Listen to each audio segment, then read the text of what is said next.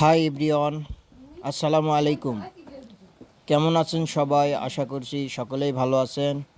আমিও আল্লাহর রহমতে অনেক ভালো আছি।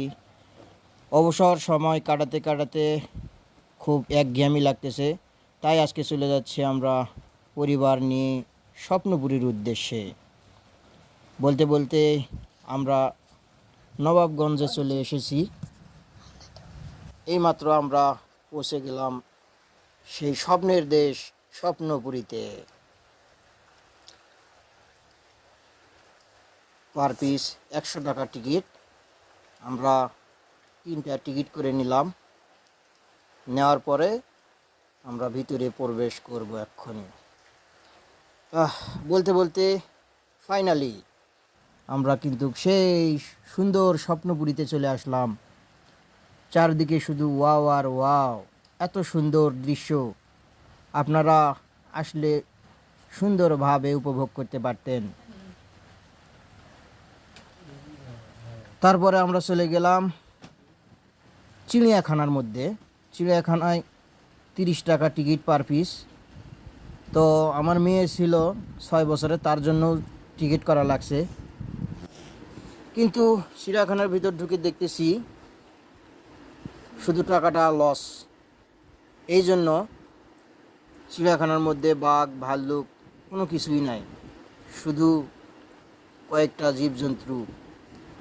তো ঘুরতে ঘুরতে এখন আমাদের খাওয়া দাওয়ার পালা। এই তো আমরা দেশি মুরগি নিয়েছিলাম,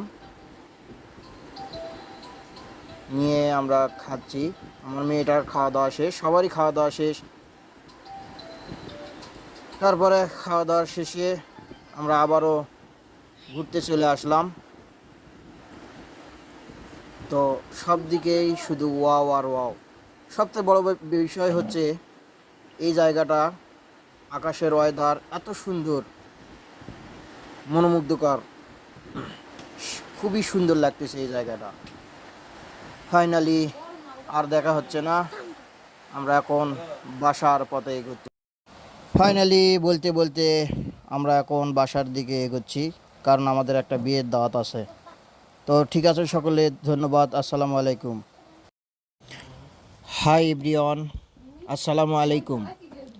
কেমন আছেন সবাই? আশা করছি সকলেই ভালো আছেন। আমিও আল্লাহর রহমতে অনেক ভালো আছি।